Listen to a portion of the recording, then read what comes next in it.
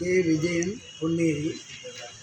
இந்த தமிழகத்தில் சமீப காலங்களில் பாலியல் வன்கொடுமைகள், பலாத்கார நிகழ்வுகள் பெண்களுக்கு இழைக்கப்படக்கூடிய ஒரு நடவடிக்கையாக மாறிக்கொண்டிருக்கிறது. கல்லூரியில், பள்ளிகளில், அலுவலகங்களில் மற்றும் தொழிற்சாலைகளில் பணியாற்றக்கூடிய பெண்களுக்கு இப்படிப்பட்ட நிகழ்வுகள் நடந்து கொண்டே இருக்கிறது. சமீப காலத்தில் பார்த்தீங்கன்னு சொன்னால் இந்த நிகழ்வுகளுக்கு காரணத்தை தேடி போகும்போது இதற்கு முன்னால் இப்படிப்பட்ட நிகழ்வுகள் அதிகமாக இருப்பது இல்லை என்பதையும் நாம் இங்கே சுட்டிக்காட்ட வேண்டியிருக்கிறோம். ஒன்று தனியார் பள்ளிகள், கல்லூரிகள் அதிகமாக இருக்கக்கூடிய ஒரு நிலை.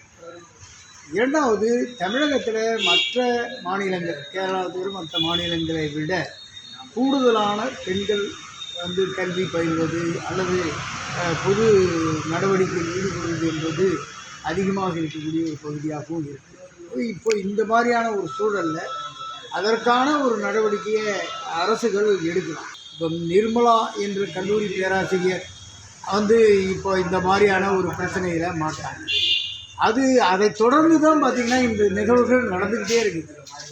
எல்லா இடங்கள்லையும் பார்த்திங்கன்னா பெரும்பாலான நிகழ்வுகள் ஏதோ திட்டமிட்டு செய்த செயல் போல தெரிகிறது.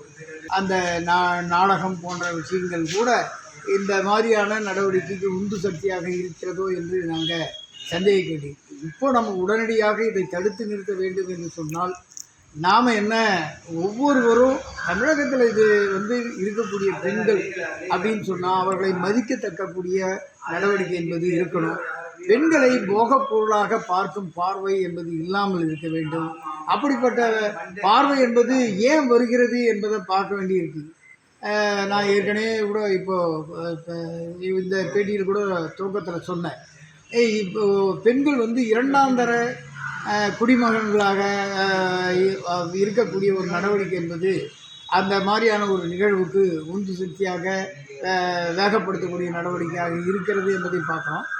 இதில் தமிழக அரசு ஏதோ அங்கொன்று இங்கொன்று நடக்கிறது என்று தப்பிக்கக்கூடாது.